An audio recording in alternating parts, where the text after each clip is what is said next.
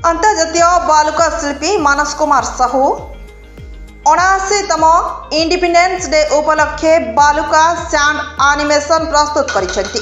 एही sand animation टी operation Sindoor विजय गाथा को आधार करी करा जायछि, जहां सारा विश्व पई एक उदाहरण पलटिछि।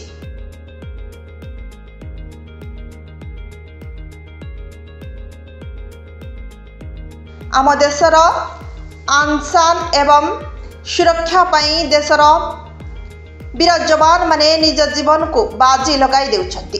तांकर वीर गाथा को बालुका एनिमेशन रे दर्शाइछंती बालुका शिल्पी मानस साहू। एही बालुका एनिमेशन टी को प्रस्तुत करबा को मानस साहू को 2 घंटा समय लागिथिला।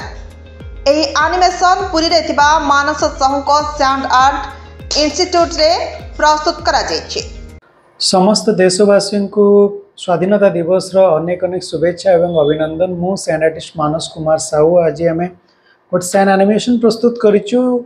सारा भारत में वर्तमान 79th इंडिपेंडेंस डे सेलिब्रेशन चली ता सहित ऑपरेशन सिंदूर विजय गाथा मध्य लोक माने मन पकाउछंती। किभली आम देश गोटे नुआ रूप सारा विश्व नजर को आसी गोटे नुआ भारतर परिचय देछि। आमे सही पारिबु किंतु आमे लड़िबा भी जानिछु। तेणु आमे समस्त सोल्जर मानक सैल्यूट दबा सहित इंडिपेंडेंस डे सेलिब्रेट करिया को चेष्टा करिछु। प्राय 2 घंटा लागितले सैंड एनिमेशन टी करिबा पई एवं sand animation completely colourful sand animation आमे करिछु। Bureau report now Odisha.